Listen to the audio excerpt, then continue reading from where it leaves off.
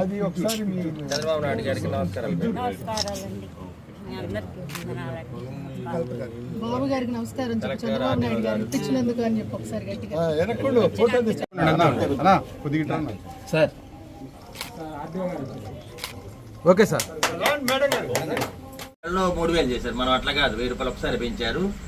పాత బకాయి కూడా మనమే మీకు సహాయం చేయడానికి చంద్రబాబు నాయుడు గారు మన ముఖ్యమంత్రి గారు మీకు అండగా ఉన్నారు. ఆయన గుర్తుపెట్టుకోండి, ఆయనకి నమస్కారాలు చేయండి.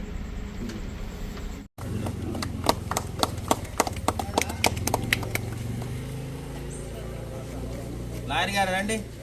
ప్రసాద్ రా. 4,000 ఇస్తున్నాము. 3 నెలల బకాయి కూడా మనమే కల్పిస్తున్నాం. బాబు గారు 3,000 రూపాయలు పెంచింది. 1,000 రూపాయలు పెంచి 4,000 వృద్ధులకి. అదేవిధంగా 3 నెలలు పెంచిన వాళ్ళు 1,000 రూపాయలు తగ్గించారు కాబట్టి ఆ 3,000 కలిపి 7,000 ఇస్తున్నాం. అర్థమైందా?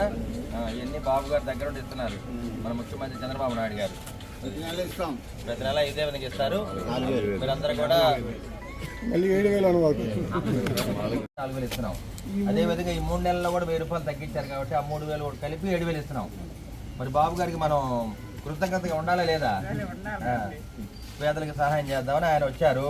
బాబు గారికి దండం పెట్టి నమస్కారాలు తెలియజేద్దాం.